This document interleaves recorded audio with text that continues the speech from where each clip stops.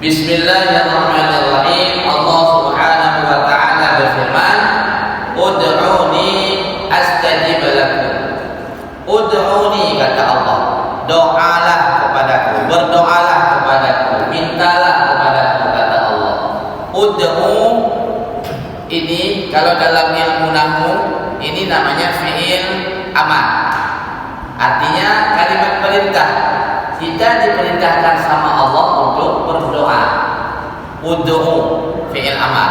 Nah, kalau dari segi ilmu usul fiqh, kalimat ud'u ini termasuk dalam kategori kalimat umum.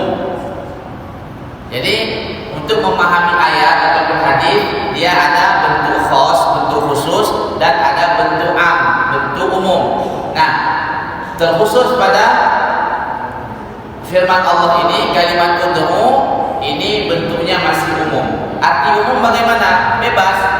Kita mau berdoa sendiri-sendiri boleh, mau berdoa rame-rame boleh, mau mengecilkan suara boleh, mau membesarkan suara juga boleh, sambil berdiri boleh, sambil duduk boleh, sambil berbaring boleh, sambil berlari juga boleh, sambil pula pingkui juga boleh berdoa. Ya, Mbak.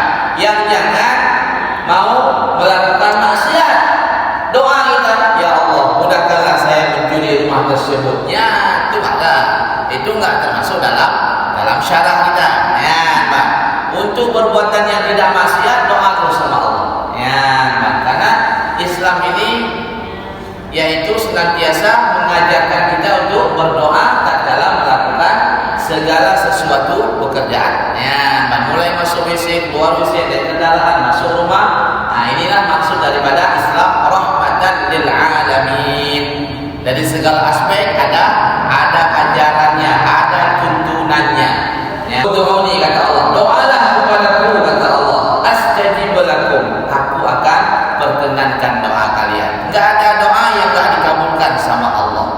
Orang kafir doa dikabulkan sama Allah. Orang muslim doa dikabulkan sama Allah. Orang bejat berdoa dikabulkan sama Allah. Orang baik berdoa juga dikabulkan sama Allah. Karena Allah ini sifatnya Al-Wahhab, Maha Pemberi. Siapapun yang meminta sama Allah, dikasih sama Allah. Dan Allah senang kepada hambanya yang mau meminta kepada Allah.